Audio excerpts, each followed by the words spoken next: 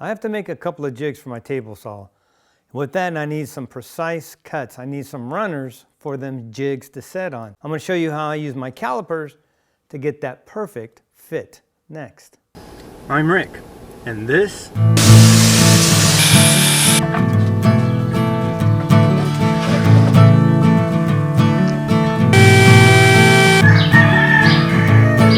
Shut the heck up, you stinking roosters.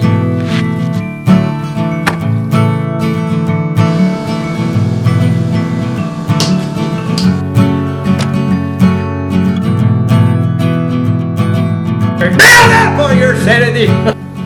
This is the shack. Everybody, welcome. If you follow me, you know I got a new table saw.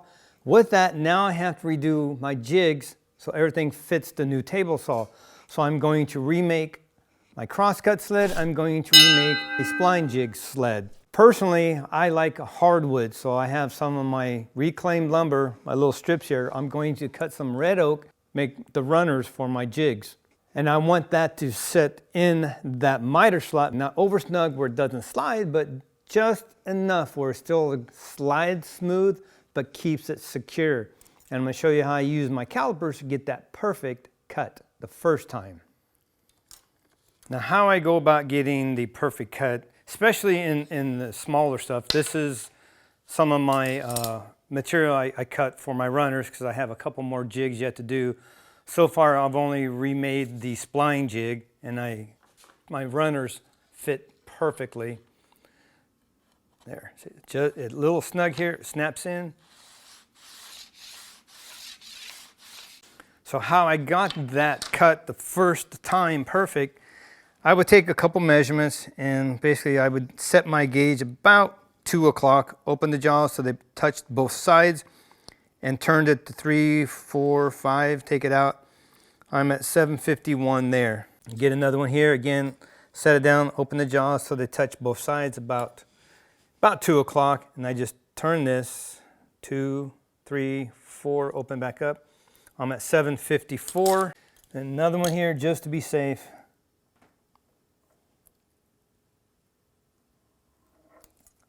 $753. So basically I'm looking from 751 to 754. So as long as I'm at 751 or 52, or even, I think I should be absolutely fine. I'm going to show you this one, what I got it cut at. I am at 751. How I got that cut right the first time, I used my calipers. And I'm going to show you exactly how I set this up. Let me raise my blade up a little bit because we're going to need the blade to reference now.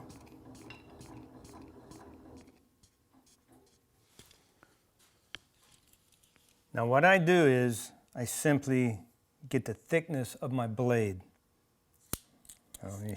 Always wipe off the inside of your jaws, make sure there's no dust, close them. They are at 0, 0, 0, 0.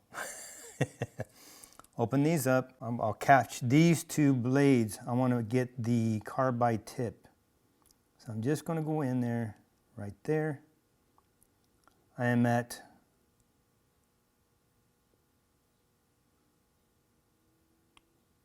131.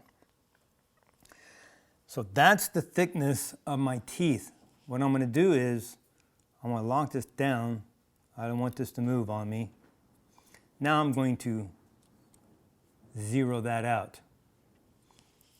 What I do next, I'm going to open this up till it reads about 755. I'm at 762. Now what I do is I lay my rod here on the blade body just behind the carbide tip. Then I slide the base of this over till it just touches that carbide tip. So I'm cradling behind the tip and along the side of the tip. Then I slide my fence over till it just touches right there. Whoops, let me get this out of the way. Till it just touches right there. As you bring your blade over, you want to tap near the blade. about right here. On the back side, you want to tap that. Reason is, I'll use this piece of wood. If you're tapping on the back, you're adjusting your fence like this. And when you lock the lockdown, it centers it, it'll come over, so you're going to lose a lot. If you're tapping up here, your fence will be that way, sliding over, and when you lock it up, it'll bring it back to the right to center it.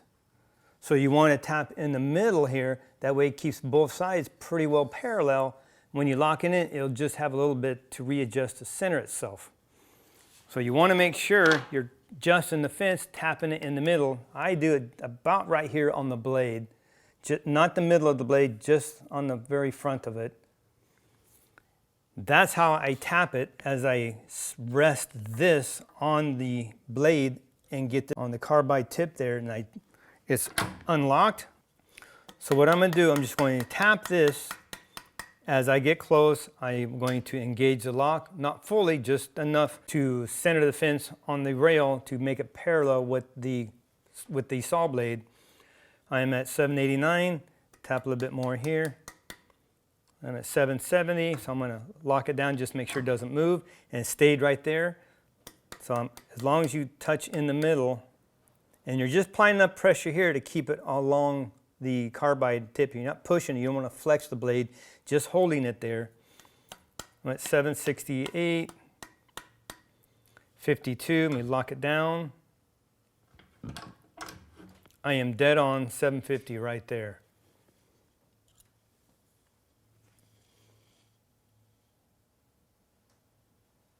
So I could cut that, and that would give me a perfect fit. This is how you use calipers to dial it in for that perfect cut. Especially if you want to make splines. This is 131. As long as you have that 1/8 inch support for the micro jig, but you'll have a very good fitting spline.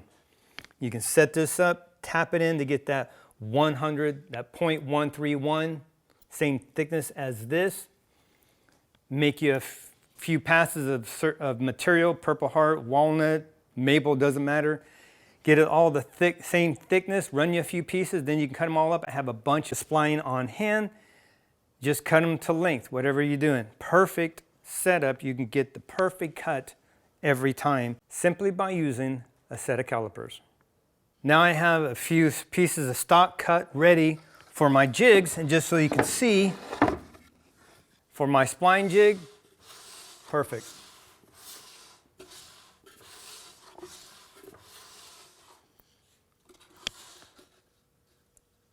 See? No movement whatsoever. It is absolutely solid. That is a sure way to get precise cuts on your table saw, especially if you need splines or runners for jigs. Get it right the first time. Actually, that's simple. Check in the description. I have a link to these. Not a lot of money. I can actually put a link to a video I did in the description and up there of these. Fantastic calipers. I'm blown away by the precision at a very budget price. Unbelievable. I love these things. I can't believe how much I use them. Simple, easy. Use your calipers just like that. Set it up, get very precise. I got fantastic, very solid fit. No tapping, trying to figure out, oh, it's too loose, too that. No, use your calipers. Get it right the first time. Measure once, cut once. That is it on this very quick tip. Hope it helps in some way, especially if you're new to woodworking. Another little idea, something you can use even if you don't have the best table saw. This is a way to really dial it in and get very precise cuts. That is it. Thank you so much for watching. Be blessed. Take back your shack. Nail it for your sanity. Thank you so much. We will see you next video.